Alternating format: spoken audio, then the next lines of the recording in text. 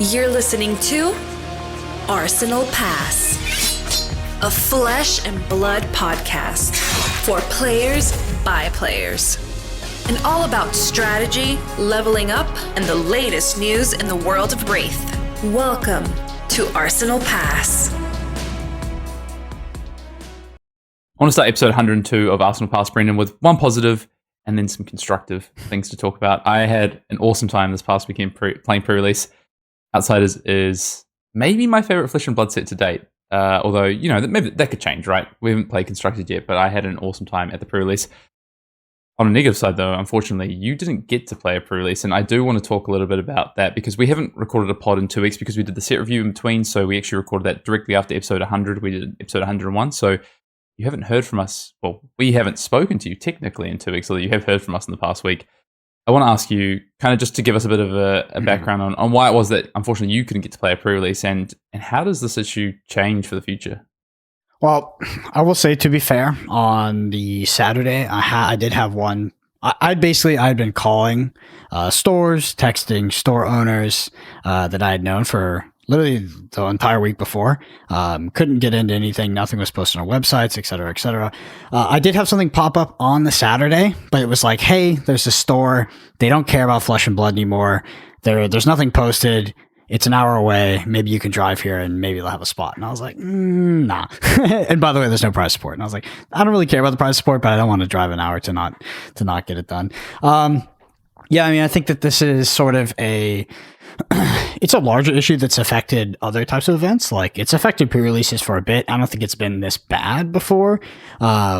But it's affected Road to National, skirmishes, stuff like that. I think with Outsiders in particular, there was something regarding like the allocation of product.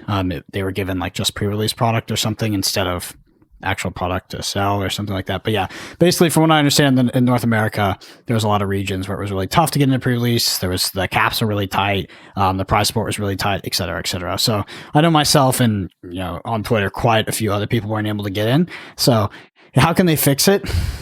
I mean, I've been saying for a long time, I really think that Flesh and Blood needs to have more of a home base in North America, or at least in their really big markets, because this kind of stuff shouldn't. I mean, it can happen if the demand is high enough. That's fine, but I really like in our area, like Dallas-Fort Worth, it felt like there was a significant lack of support. And I know some other areas, it was just like there was a plethora, right? I had people on Twitter being like, yo, come to Missouri. I'm like, probably not going to come to Missouri, but yeah, it's just, I think that I wouldn't know how to fix it because I'm sure there's so much that that happens on the back end, but just hopefully next time there's more availability, more stores get pre-releases. I don't think that pre-release should be something a store has to win, right? Like, I think the more pre-releases there are, kind of the better, because people like me and people like, you know, Michael Hamilton, Roger. Michael Hamilton, yeah. We also like didn't world get to play champion. pre-release, apparently. Like, we want to just play the set when it releases. Like, I think that there can be some events that stores have to, you know, have a relationship. They have to win, and like it's like a good thing for a store to have that. But when it comes to pre-release, pretty much everybody wants to participate in those, and I think that there should be more availability. It's the pre-release is the time to play the new set. It's honestly, in my opinion, one of the most exciting times as any level of Flesh and Blood player, whether you're brand new to the game or you're world champion Michael Hamilton. You know, you want to get there, open the packs, play with the new cards. And I think as well, it's a great time to bring friends along and to try the game. And unfortunately, I think it sounds like it might have been more limited to North America. It sounds like Europe, Asia, and Australia and New Zealand had a much better time with it. And so I don't know if I don't want to speculate too much. I think it sounds like it's something to do with just product and timing and the demand of the product. I know with some distributors here already in Australia, they're sold out of their first wave, you know, to stores who are ready to sell on Friday, or they may have already pre-allocated a lot of that to people who wanted to buy products. So, you know what? That's a great thing. That's a great thing that Outsiders in demand. The set's friggin' awesome. So no surprise. But I agree. It really sucks that, you know, we couldn't sit here and talk a bit more about Sealed this pod, because unfortunately you haven't had the chance to play a pre-release and, you know, the likes of Michael and a lot of other players. But there is a real demand for this game growing, and that's really exciting. You know, it's just about where they go from here to make sure that everyone can play, and hopefully that's something that can be addressed next time, so that everyone who wants to play a pre-release can do. Because, like I say, I had an awesome time. Let's not stay negative, but I did just want to ask you about that, because Yeah, I I mean, think it's something that's it's really a worth bizarre, addressing. it's a bizarre issue, right? Like, I think that this is something that cropped up in this pre-release in particular, and obviously, I'm not the only one affected. If I was, it'd probably be a me issue, but seems like a lot of people were affected, and it has been hard to get into pre-releases previously, but it hasn't been like, multiple players like across that I know across the board just having trouble getting in. So I think it was, maybe something they can reflect on for the next set and potentially fix. Yeah, definitely. Yeah, I know majority of mine weren't capped, or they were capped by more of like a store space issue sort of thing. Some stores, maybe they got one pre-release kit, but they had product, so maybe not everyone unfortunately got foils. The tokens, the foil tokens, cold foil tokens, which by the way look awesome. Such a good idea for pre-release sort of participation prizes. These cold foil, inertia, blood rot, ponder tokens, but yeah, they still were able to cater to basically their store size, which is really cool. So I think the biggest one I played was, I want to say it was like 40 something people on the Friday evening, which was awesome. So yeah. Anyway, that's something to start with. Hope to see that change for the next set. But Outsiders, very cool set, Brendan. Yeah, well, I have some questions for you because you and I, although I didn't get to play a pre-release, we did talk about it a lot. So I do have some questions for you. So we did a Patreon podcast specifically last week, and at the end of that podcast, we talked about what hero we think would be the most powerful and what class we did, just based off of sort of card quality and what we thought the format might look like. I think that we kind of were like, maybe Ranger, maybe a Ninja. Like a Ninja would be a really good thing in Sealed. Looking on Twitter, it looked like there was a lot of Assassin, a lot of Azuria, a lot of Arachne. What was sort of your takeaways? I also saw a lot of people playing more than 30 card decks. We can get into that later. But in terms of like the best hero you feel like in Sealed, what were most people playing with? What were they winning with? And why did that hero shine above the others? Yeah, so on Friday, so I played 3 pre-releases. I played a Friday evening, a Saturday, and a Sunday. And on Friday, the first thing I noticed immediately upon opening my packs was that I'd already seen the set. We'd gone through the set review. I'd had a look, but I hadn't really opened packs and looked at kind of like what the quality of packs look like. And my first thing that hit me was that with the spread that you get in the packs, you do get quite a lot of generics. And a lot of these generics don't seem to fit as well into maybe Ranger or into Ninja as they do into Assassin. That's kind of the first thing I noted. The second thing I noted was that I had like no zero cost blues in my pool. And as it turns out, this is quite common. There's not actually that many in the set. I think I see somewhere around, I'd say like average I've seen is around like 6 to 7. 5 to 7 maybe, and that's often I think not enough to play a good Ninja deck unless you have a lot of good combo and starter cards, and also then if you have those, you've opened a lot of reds, which just you've got a really good pool, and I don't think that's happening as much. So kind of like, so if I look through my pool on Friday when I first opened these cards, I ruled out Ninja like basically immediately. I was like, I just don't have enough power cards. I don't have any good combo lines, even if it just be like a yellow starter plus some red combo cards. I don't have enough blue zero cost to play my Kodachis reliably. I just kind of put Ninja to the side immediately. And then I looked at my Ranger and I had like 4 red arrows. And I was like, okay, I don't think I can play Ranger. I don't have the density.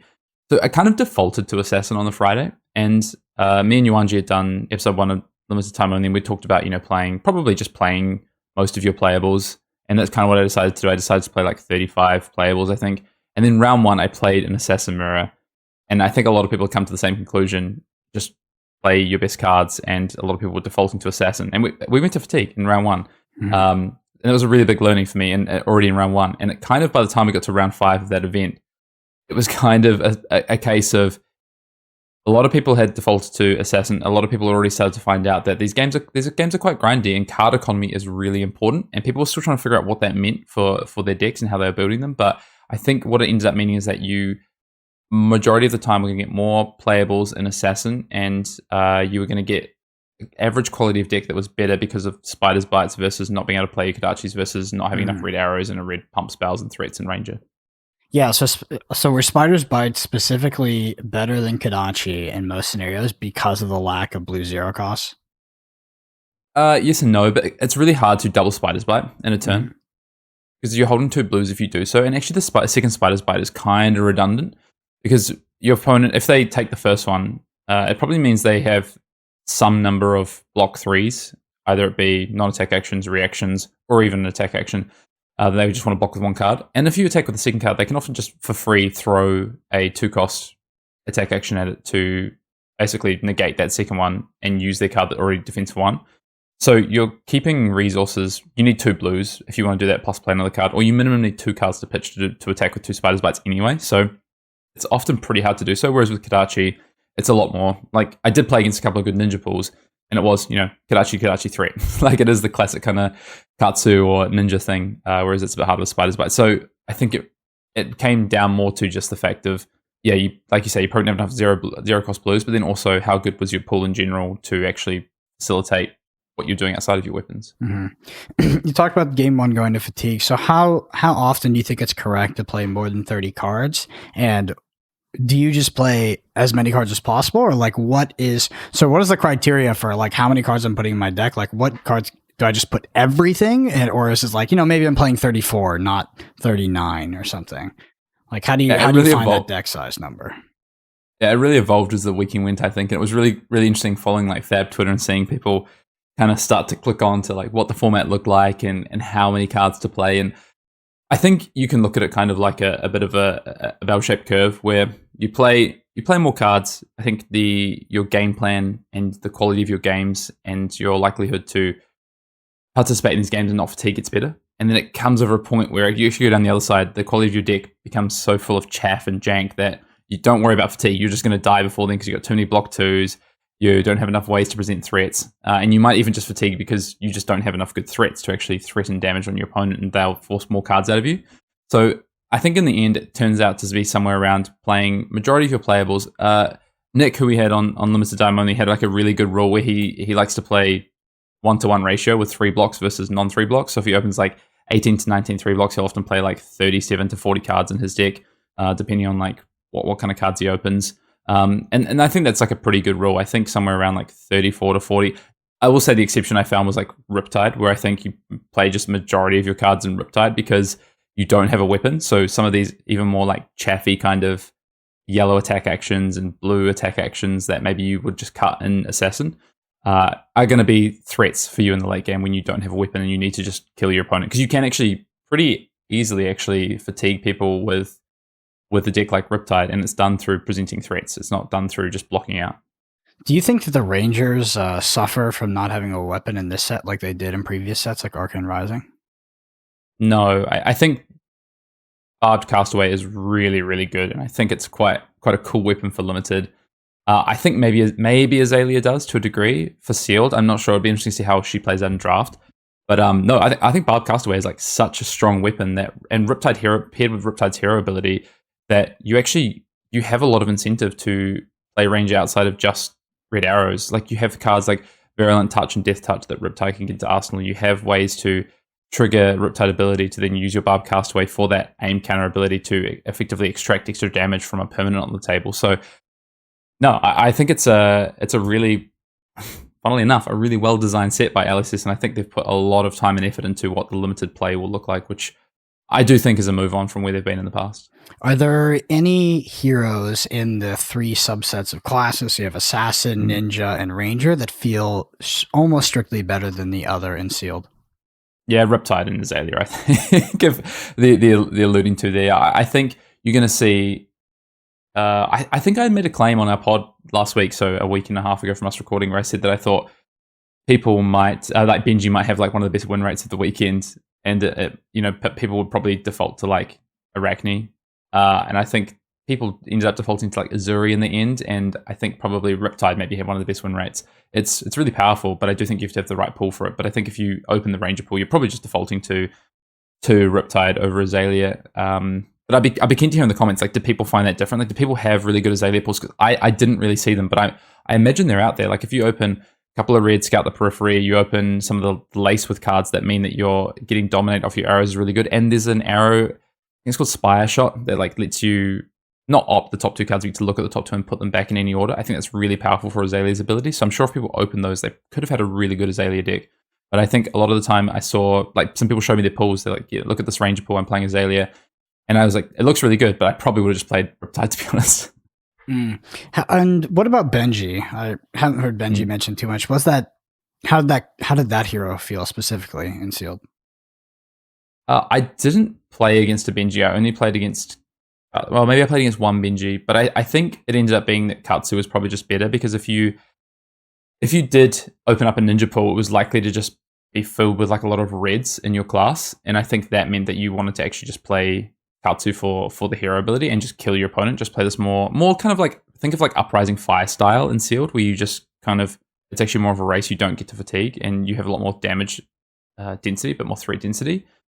So I think that meant that probably Katsu ended up looking better, and the Benji kind of just wasn't as relevant because it was just really hard to open enough blues and have these good attack actions. Like, you want good generics in Benji as well, plus some like really relevant yellows. But I will say, I think the thing that hurt Ninja the most is that the defense reactions are so good in Sealed. The red defense reactions, the traps, and I think that's what ends up hurting players trying to play Ninja. It got to the point on Sunday, honestly. I think there was like 2 people at my pre-release that ended up playing Ninja. So I do think it's a bit of a flaw in the Sealed format to a degree, but it was still super fun. Like, Assassin Mirrors were fun.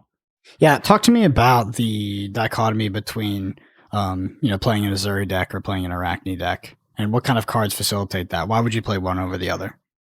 That's a good question. It's something we didn't talk much about on Limited Time Only, actually, and I feel like I'm being questioned by Brendan here. I feel like I'm on the stand. I'm standing trial here, but I think the main thing, the reason to play Arachne over Azuri is probably that you don't open enough swap cards, so enough of these powerful cards that you actually want to swap onto the table is a big thing. And the other is that I actually think Arachne is really good into the mirror match, because the way the games play out in Seal between Arachne and Azuri is that you often can't use your whole hand. So you're often arsenaling cards. It's often a bit of like a chicken game with how you defend.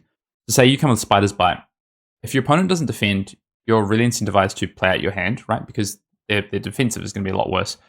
And you can't do that as well in Azuri because you get that free go again with Arachne. And on the flip side, if your opponent does block out the Spider's Bite, you're a lot less incentivized to attack with, say, your 0 for 3 on-hit effect, because your opponent can block that with 1 card, any card that defends for 3. So I think you then more incentivized to arsenal like a red stealth card and set that for a future turn.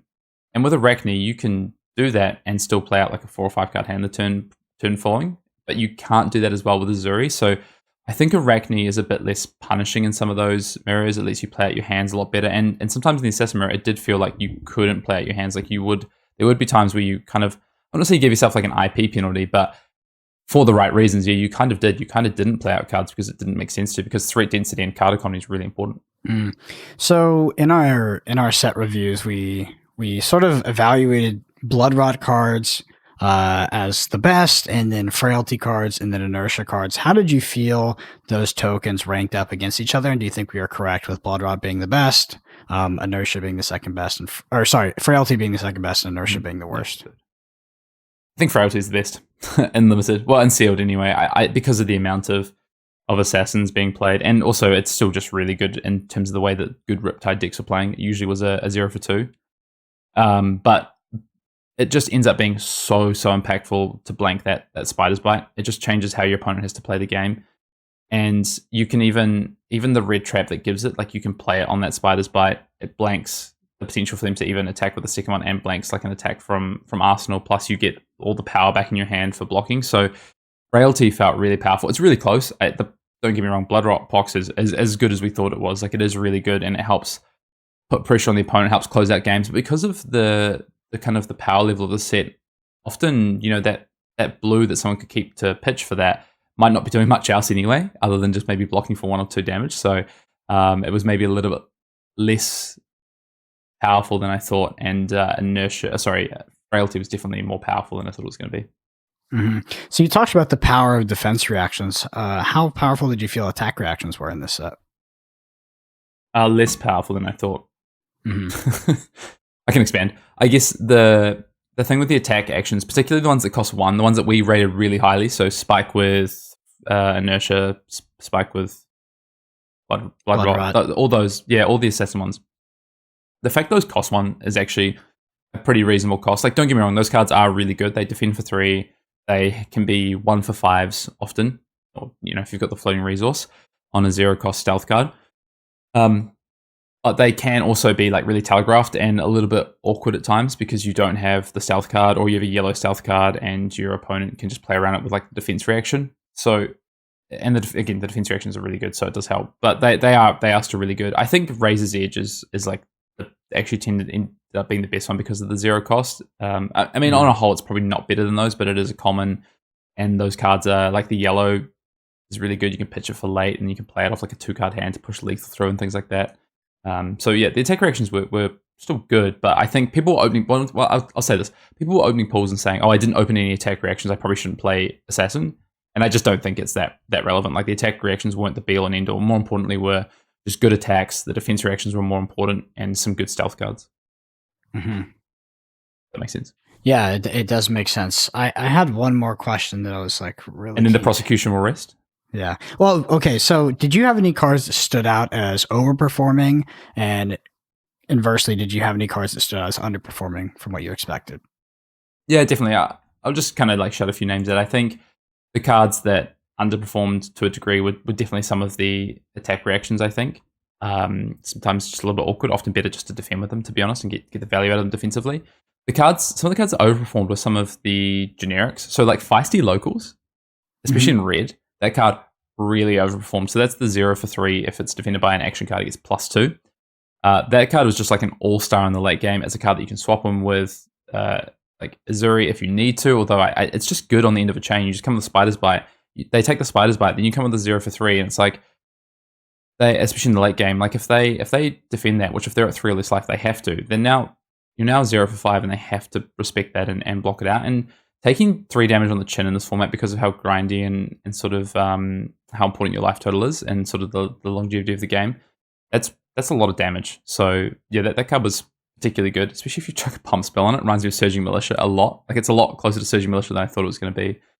Other cards that kind of overperformed. I mean, the equipment, like the Seeker's equipment was, and Peace of Mind, especially when you pair those two together. Peace of Mind was a card that I think we'd said, red looks good. It's a good solid card. Probably don't want to play the other colors. I'd play yellow if I had Seekers, 100%. And Threadbare Tunic might be the best equipment in the set. So. Yeah, I was going to ask what you thought of the damage prevention effects. So sounds like they pair well with the equipment, just getting the full value of that blue you're pitching. Yeah, definitely. And again, back to card economy, pitching like a good blue for late game, keeping that in your deck. There's Spider's Bites, there's your range of friends who have got maybe some Dominate with Azalea, but also just good numbers, and you don't have that many 3 blocks in your deck. Just that helps you replace, because the Ponder token is really good. The other card I'll shout out is Destructive Liberation, I think it's called. The 2 for 5 that if it hits creates a Ponder token. That card at red was just an all-star. So many people were like, flashing that in with Azuri, getting to replace the card, and it just, that card is really, really good. So if you were going to open like a sealed pool for a tournament, what are you really looking to open? Like what do you think is like good? Are you trying to open like a specific class, specific set of cards? You're trying to open more defense reactions rather than not? Like what are like the best supporting cards you can get just opening a sealed pool vanilla? I do actually think if you open a Riptide pool, you can have one of the strongest decks. So I had a Riptide pool on Saturday. I kind of got a little bit, I didn't think it was good enough and I didn't play it, but there was like 5 rounds in our sealed, and then I was playing like a couple of games in between with people with the sealed pool, and I was like, oh, this feels really powerful. And so I was at 4-0, and it's being a casual event, I took advantage of the casual event. I swapped into my Riptide deck and decided to play it for the last round.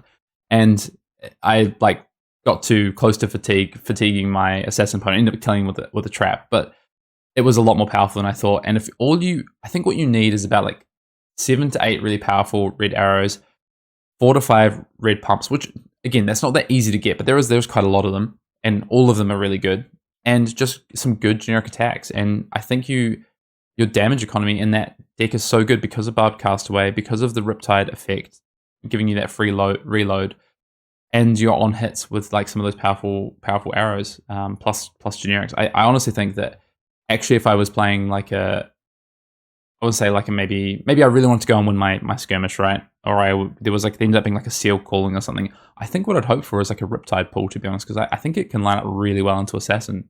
Mm-hmm. We talked a little bit about what you like about the format. What do you not like about sealed in particular?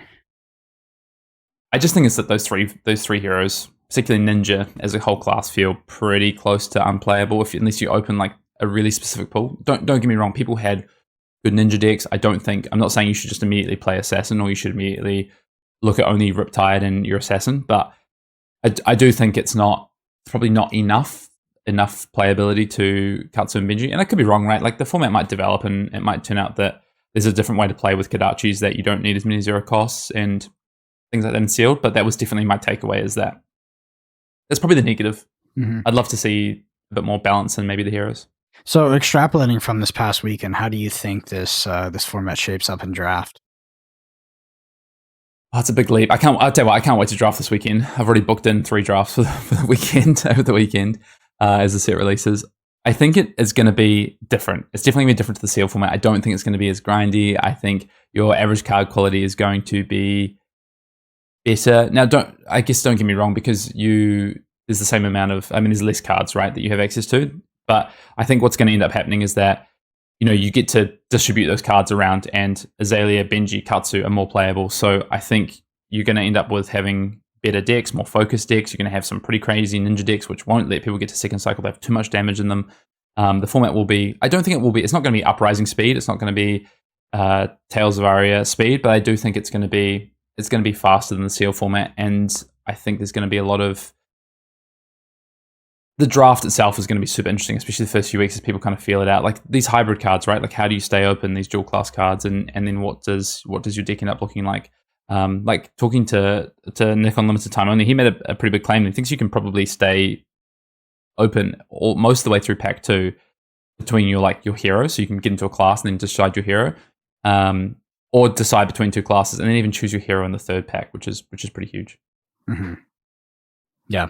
What's interesting about the draft is if the set is going to be one of the best sets ever in Flesh and Blood, the draft does need to, I don't know, at least feel fair and feel like you can play most of the classes. And I think that's still yet to be determined. We saw in Uprising, not really an unbalanced format, but a format where it was definitely easier to play Ninja than the other classes. The power level, that was still argued, I think, to the end of the format. But it was definitely an easier class to draft, right? And it was somewhat forcible. And I think in that class with 6 heroes, I would be surprised if every single hero is equally easy to draft and equally as powerful. So we'll have to see sort of how that whole experience shapes up. Draft is self-correcting. Like there is a meta in draft, right? So you can use Uprising example. If Fi is forcible and then 4 players at the table are forcing Fi, and you find yourself in a 1 in Dromai or Icelander, your deck was usually cracked, and that rebalances the power. You're 1 of a drafter versus 4 of a drafter, and you have the pick of the cards, and you have all your Ice Veins and your cards that you're after, all your blue ice cards, and I will say that didn't mean that you always 3-0'd for sure, but I think that led to a rebalance of power, and that could be the same in the set. Maybe, I don't know, I don't want to pick on Benji, but let's just say Benji ends up being perceived as the weakest, and then for that reason, people are really worried about going into Ninja early because they feel like they can only play Katsu, and maybe Katsu's just kind of mid. Then you could often just have 2 Ninja players at a table, maybe even 1 Ninja player, and all of a sudden, that really rebalances with people seeing Assassin as the strongest. I'm not saying that people will. I actually think Ranger might end up being kind of the early kind of consensus for maybe the stronger, just because we talked about card quality and how high some of that is in the set review. These arrows are really, really good. Arbcasto, really, really good. But that will self-correct, I think. So it's going to be really interesting. I think my takeaway, if I compare it to Sealed, just to kind of maybe give some reassurance to the set, is that the Seal format is, while it does come down to often, actually, I think the more people decide to play more cards in the deck, it actually doesn't come down to fatigue, because you just have so many cards, and it's more about card economy and card quality. People actually die because they put too many jank cards in the deck, so it's a real balancing act. And that's really interesting. I think it leads to quite a skill-intensive format. How much do you save for late game versus how much power do you try and push through in the early game to put them to a life total, etc. And I think draft is going to be somewhere in the middle of that and a really crazy draft format like Uprising, or even Seal format like Uprising. And I do think that bodes really well for a long, enjoyable, really deep draft format. Mm-hmm. For people who didn't get to play the pre-release, what other format in Flesh and Blood would you say that this format is closest to in terms of play experience? Well, that's interesting. For the Sealed format, sorry. Yeah, for Sealed. It's kind of like nothing we've really seen before. It's kind of a cross between Welcome to Wraith and kind of sounds bad, but like it's like Arcane Rising and Monarch. I would say like those three is like the closest. I think it doesn't really feel like Tales or Uprising. Kind of feels a bit like in terms of the sense of like Monarch, where card economy was really important because Prism you didn't have a weapon. For Chain you could deck out, right? So there's like card economy considerations there. And then on the flip, and even Livia, like your cards in block. And then on the flip side, with Welcome to Wraith, there's like a lot of good generics. There's a lot of like kind of cards that feel maybe a little bit less powerful, a little bit less synergistic. And then with Arcane Rising, it's like a lot of 2 blocks, and there's some things that feel a little bit like arcane damage, like with Bloodrot Pox and like Riptide Traps, the Riptide Hero ability, things like that. So it's unique. It's hard to compare it to any one format, but I would say it's more of like an amalgamation of those kind of some of the really early principles of the game, I think. Yeah, it's pretty funny because I think looking at the sort of weekend one consensus of like the deck to play in Sealed, whether it was like Azuri or maybe a bit of Arachnes in there, but looked to be Assassin. I think when that's happened in the past, you and I specifically have disagreed with the people that have been like, Prism Pile forces every time. I think in Tales of Aria is very clear it was Briar was just the best in Sealed. But there, like, it does seem like the community. Do you feel like the community was pretty spot on, at least from the rhetoric I sort of extrapolated from Twitter and the saying that, yeah, if you're when playing Sealed, it does feel like Assassin is a cut above the rest. Yeah, I think probably. I mean, I will say people are really underrating Riptide, I think, because people just aren't realizing what a good Riptide deck looks like, I think. But it does require that you... I think Assassin is the correct default. But I don't think that means it's more powerful. I do think that Riptide, if you open the pool, is the most powerful thing you can be doing. But it turns, Spider's Bite is a weapon, and Ranger doesn't have a weapon, and Kodachis are hard to use as weapons. So I just think that means that you default to Assassin, unfortunately, which is fine, actually. Like, there's so much variety in the ways you can build the deck, and even between Arachne and Azuri, that it's still really, really interesting. The gameplay is still interesting. I just think that, yeah, like, the community sentiment was really interesting. It was like, this, and this, but I'm still having a lot of fun. It does come down to fatigue, but it's really interesting. It's not like blocking. It's not fatigue by blocking. It's fatigue by damage and card economy, which is just so much more interesting. Yeah. Okay. Yeah. Because I would say, if I just listened to the words that you say, it'd be like, there's definitely been a pushback where it's like, okay, there's a lot of diversity in building the deck, but then you also just play all your playables. So like it kind of just slot in all the cards, it seems like. But then also there's a fatigue aspect. So, and there's Rangers. So does it feel close to Arcane Rising? But now it's just different. Like, I was surprised to see these topics and themes coming up regarding the format, but then to see there being a positive reception, because other formats that have had those themes have been very bad, right? So things like Arcane Rising, Sealed is just like, it was actually antithesis of fun. It was painful to play. It was not fun. But it does sound like people have enjoyed this format. And yeah, can you dive a little bit deeper into this concept of fatigue by damage rather than fatigue by deck, and why this feels better specifically? Yeah, definitely. So I think it's really important to touch on, because it is what makes this format feel a lot more enjoyable. So if you look at Arcane Rising, a lot of people might not play this format, but the problem with this format is that playing Pile was often correct, and you had a lot more block 3s in your class, and it was just correct to just block, to just defend. Just lay your cards down, and then play out a red threat every now and again, and swing with your weapon if you were Runeblade, which is where people played Pile. Because the other heroes did... No, so Dash had the pistol, but no other heroes had weapons, and then Dash had... So Dash had a pistol, but so the reason why Dash didn't work even though it had a weapon was that Dash had to effectively delete its deck to get go again, and to make that pistol effective. So boosting was just a big non-bow with Pile and maintaining a deck. So yeah, I mean, Runeblade was effectively the only hero in that format that had a weapon and was able to play Pile and just grind people out.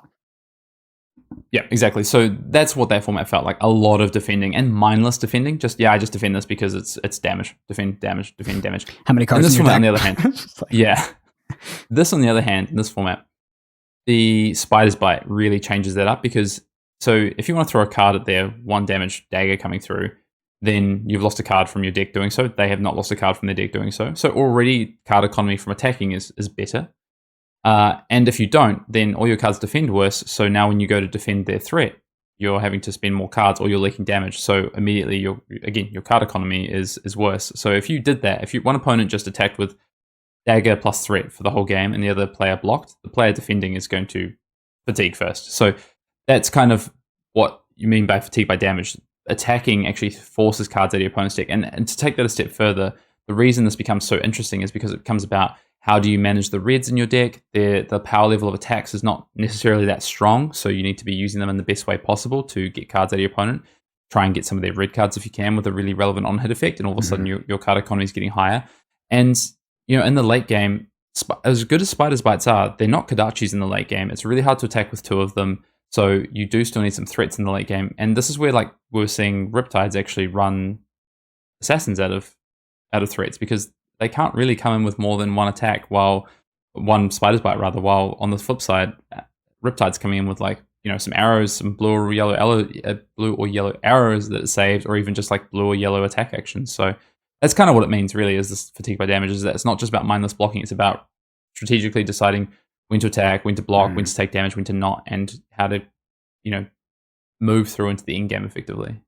Yeah, I'm assuming it can feel quite skill intensive when it comes to blocking with the correct cards versus attacking with them and preserving your life total throughout that process. Because I assume that if you're a newer player and you tend to be blocking with, your higher power cards rather than your resource cards or some of your more redundant cards, the games can slip away from you pretty quickly because your opponent is just utilizing their cards in a much more powerful way in terms of their potential, I guess. I don't know how you would describe it, but yeah, blocking with your red 1-for-6 is not good. Yeah, what's it called? Why am I blanking? The something cost. What's it? It's not the opportunity cost, is it? Yes, it is. It is literally it's the opportunity cost. It's the opportunity cost of what that represents on damage, on offense versus defense. It's a 2 on defense, but that could represent 3 cards from your opponent, or 2 of their better cards, or just 2 cards, or 6 to 8 damage on offense. So, and that really matters in a format where the rest of your cards are often a little bit weaker and a little bit more awkward to play. It's really hard to play your whole hand out. So it's really hard to do this whole 5-card hand,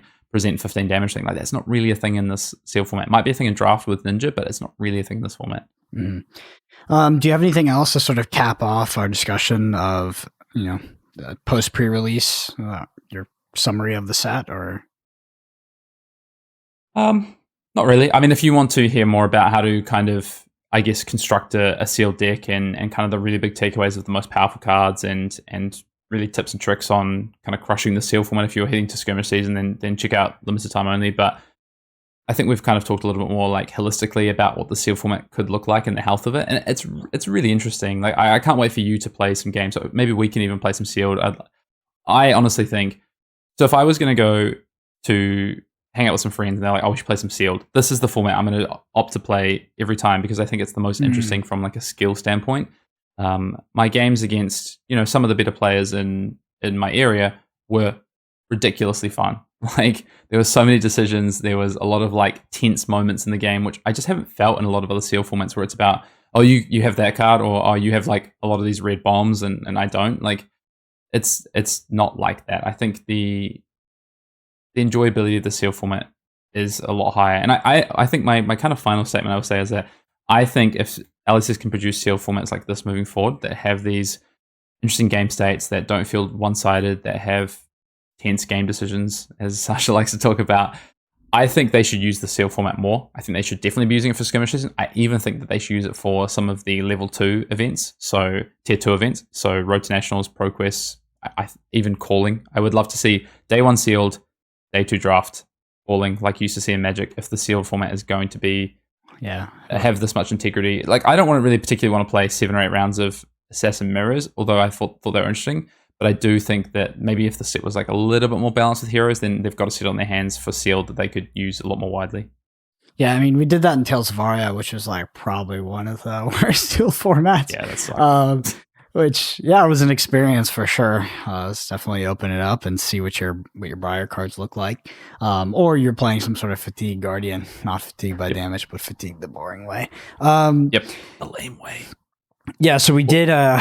We sort of did this podcast a bit async. We have a little bit of news to talk about. Yeah, that's all right. We talked about our week in Flesh and Blood briefly, and then we did some. Yeah, let's get into some news. There's this, because we haven't recorded for 2 weeks, even though we've had a podcast out. We didn't do any news last week. We went straight into the set review. I do just want to say, first of all, before we dive into all that, I want to say a massive thank you to all the support on our set review. I got a lot of nice messages, Brendan. We had a lot of nice comments on the set review as well, just saying how it was helping people and how people were going to their first sealed. I even heard about some people was like, I won 2 games because you guys helped me with the set review and how to play sealed and things like that. So really awesome to hear. And we just want to say a massive thank you to everyone who supported us on the set review. A lot of views, which is awesome. And same thing for episode 1 of Limited Time Only. A massive thank you to everyone who threw the support behind that and checked out what we put together. News-wise, I mean, a lot has kind of happened. I mean, first I want to lead with this Surgical Extraction reprint that's coming with Dusk Till Dawn. So Dusk Till Dawn is the next expansion set. This is are they still called, I don't want to get the name wrong and I feel like I'm a bad Flesh and Blood fan for this. They're not called supplementary sets anymore. I feel like they're called expansion sets now. Is that? I mean, if they change the name, I don't know. I don't know, to be honest. Surgical Extraction is going to be in Dusk Till Dawn it's a reprint effectively to offset what happened in Outsiders. Oh, what is going on? I'm struggling. Sorry. With Dynasty. Where that was short printed unintentionally. It was swapped in the place of Regicide. So Regicide ended up being printed higher, like a higher print run, and Surgical Extraction had a lower print run. So it is going to be available in Dusk Till Dawn, which is interesting. So that's cool. People will be able to get access to this. So obviously it's coming a little bit later than probably people would like, but it is a fix that LSS have come up with, and I think it's a reasonable fix, which is good. So did we get a Light Illusionist and a Shadow Rune Blade in that set? I don't know. Me neither. I would assume so. I would assume so, though. What are your That makes me worried, though. Yeah, I mean, I don't want to play against Spectra. I'm just really excited to sell all my Monarch boxes. I'm not gonna lie. Freaking sitting on those for a while, but yeah, I mean, we talked about this in some past podcasts, but I think that Flesh and Blood's Living Legend model and its effect on the casual player is a bit interesting with how long it takes to reprint said hero or said character. Light Illusionist, Shadow Runeblade. Luckily, you can shift those Runeblade cards over. But this idea that you could have a deck, and especially in a hero-centric game, and that be your identity, and it be taken from you, and there's no other format to play it in as of yet. I think that's definitely a flaw, but it'll likely get fixed with some sort of eternal format, or hopefully, if we, in my opinion, I think a potentially better model is when something Living Legends, they could print out a supplemental replacement and have it come to market a bit earlier, maybe through the form of armory promos or some sort of like price compensation at a local game store level. But I don't know if that makes sense in the whole game design or if it has to come out with a supplementary set. But yeah, I know if I was a Prism player, I'd be pretty bummed out after it got Play Blitz. Yeah. Play Blitz. I like, and I think a lot of people share the sentiment with this, so I don't think I'm speaking out of turn here. People like that the format changes and that we won't see a particular class for a while. It changes the dynamic of the game. It changes the dynamic of kind of your play experience. And I do agree for a subset of people that is who really only want to play that one hero. That does suck. But even printing like a new hero isn't going to necessarily replace that for the person. It could have a different play style. It might not be as powerful. It might be more powerful. It might not fit the way the person wants to play. They might not feel affinity to that hero for lore reasons, for instance. So I don't know. I kind of like that we've spent some time without both of those classes, and I think obviously LSS do as well. Living Legend is responsible for the biggest shakeups to the format so far for Classic Constructed. Sure. Although we've got Outsiders, we'll see what happens with Outsiders and Classic Constructed. I'm sure we're going to talk more about that as set releases, events start to happen. Obviously got Pro Tour Baltimore coming up, so there's a lot to come in the next wee while. Skirmish Season 6. Next piece of news. If you haven't seen this already, it was announced a while ago now, but do just want to, with the launch of Outsiders, so they're sealed for Skirmish Season 6. There is also Blitz. It is running from April 8th to 23rd, so it's coming out very quickly. I'm going to try and, unfortunately, it's over Easter, which is, I know, a little bit awkward for some people. I think I can only play one, but I'm definitely going to get down and play a Blitz at, shout out to Grimdark Gaming in Sydney, or in Wollongong in South Sydney. They're a store I'm going to go to. I went to their pre-release on Sunday. They're one of the best stores out there, just doing the work for the community, to be honest. They've had great prize support. I actually think their skirmishes, they're running it like free entry, and they're doing a bunch of like charity stuff as well. So very cool. That's better than $60 entry. I agree. And I think they have a pretty big space. I think they're going to have like 70 players or something. I think they've already got like 60 pre-registered. There was on release an errata bulletin as well, just next piece of news if you haven't already seen this. And basically, one of them is for give and take, which you're going to love this because you talked a lot about Give and Take, Brendan, as the anti-fatigue card. So the way that Give and Take is meant to work, the way it's designed is to trigger each time an action card is added to its chain link as a defending card. But it was kind of ambiguous of whenever and defend. So they've fixed this. So it now says whenever an action card defends Give and Take, you may put an action card with cost less than Give and Take's power from your graveyard on top of your deck. So if your opponent defends with 2 cards, Brendan, 2 cards on top of your deck.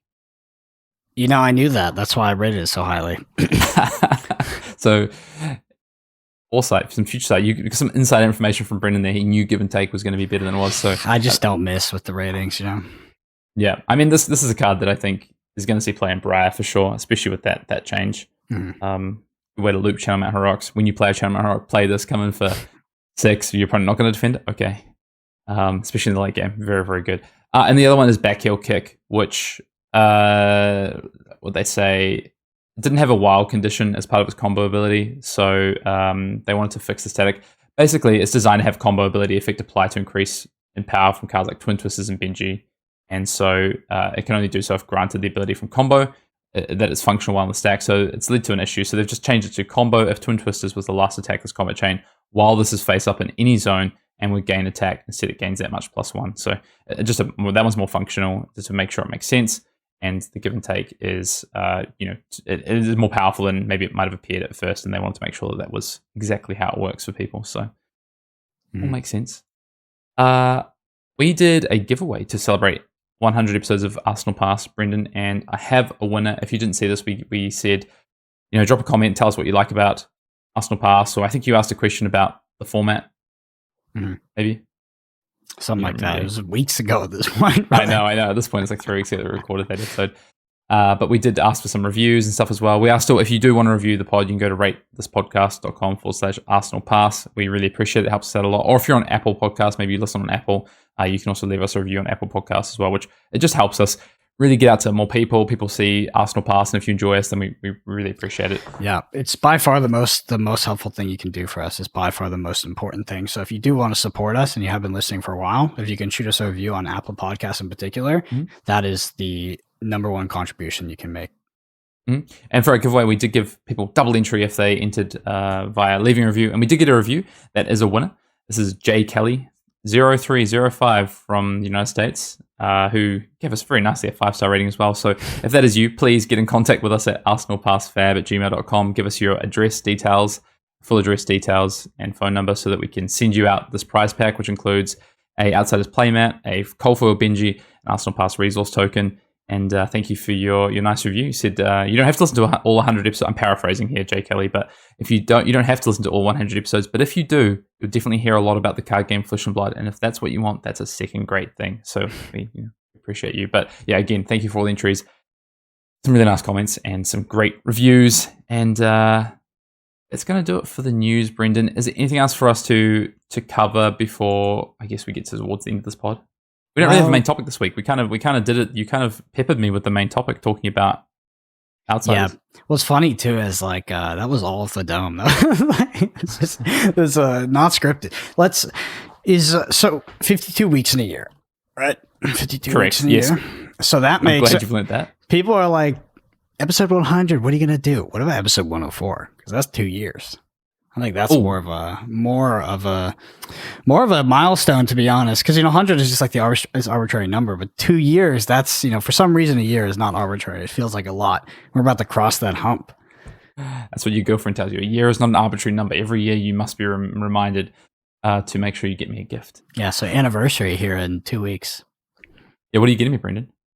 I don't know.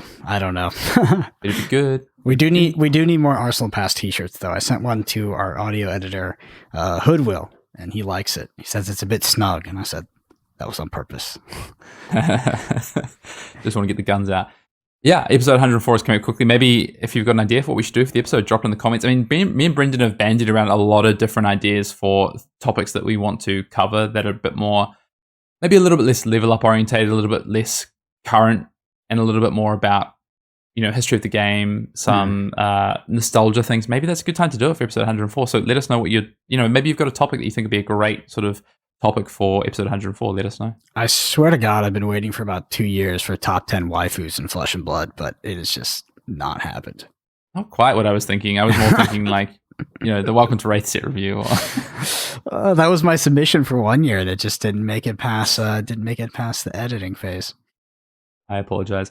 Is there anything you want to talk about from an outsider's standpoint? Like, is there anything that, so we've got just to circle back, we've got drafts.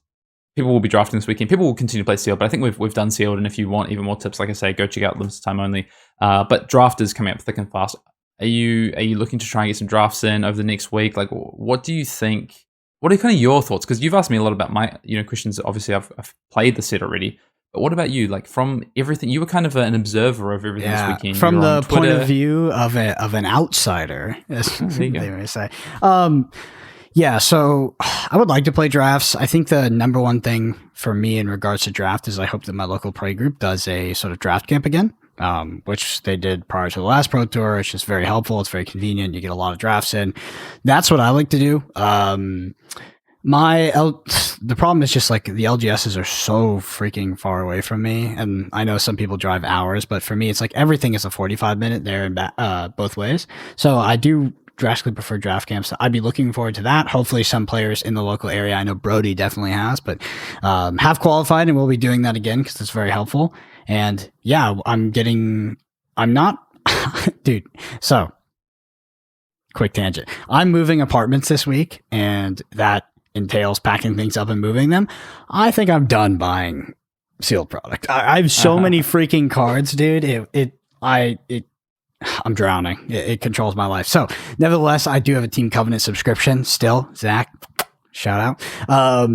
So I will have 3 boxes coming, and I will be playing some tabletop sealed with my partner. And yeah, I mean, that'll be a good entry for me. Oh, should we play some sealed? I've got some cases I'm picking up on webcam? Friday. I'm down. Yeah, let's do it. I feel like I want to play more sealed. Let's do it in the Arsenal Pass Patreon Discord. We'll throw on the webcam, do it live there. Yeah, we'll stream it. Yeah. Why not? People can jump in and join in. Yeah, I mean, I also said I wasn't going to buy any sealed product, but dude, like, Marvel Codexes, like, they get me every time, man. Every time I'm like, I'll just buy like a playset. I'll just get someone to like sort me out a playset. No. I bought a couple of cases, so I'll be cracking some packs on Friday. I can't keep this up for much longer, bro. Like, I can't have this much chaff and cards. Like, it's I just give them away. I just set into my LGS. Yeah, I got to do that. I mean, yeah. So we don't talk like the one redeeming quality is that because I got in the game so early, like this game does represent a decent amount of asset for me at this point. But it's just not worth it. Like, there's so many cards. I have freaking literally behind my desk right here, I have 10 boxes of cards, and that's half of them. Like, and those are the big things. Yeah. Ugh. Over under on yellow striped sync belows you own. Oh, I have a lot. Are those rare?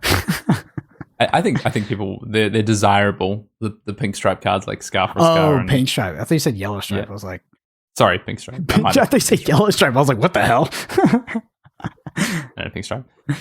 Look, Bryn, this isn't why people listen to Arsenal Pass, so I'm going to round it out with just coming back to something that we didn't talk about, which is Classic Constructed. Schedule ban announcement did happen early, so it was released early by LSS. No changes. So Outsiders is going to release into a format with no changes, and then we're going to head towards... So we've got some callings coming up, of course, before Baltimore, as well as some Battle Hardens. Just give me your first kind of... We're going to dive... I think probably next week or the week after, we're really going to dive into Classic Constructed a lot more, but do you have any kind of early thoughts with just no ban suspended announcement of how this new Outsiders format might play out as we head towards first CC events? I think it's absolutely appropriate. I think the only ban suspended that we could have seen is if there's an interaction between a new Outsiders cards and some of the existing cards that is fundamentally broken. Outside of that, I think that the format is healthy and they should allow Outsiders to exist in the current ecosystem and see where it lands. I think no changes is exactly what I expected. In regards to Outsiders, we talked about it a bit, but with the advent of Talishar, people have had time to play Classic Constructed a little bit, and there has been people talking about Ranger being good finally.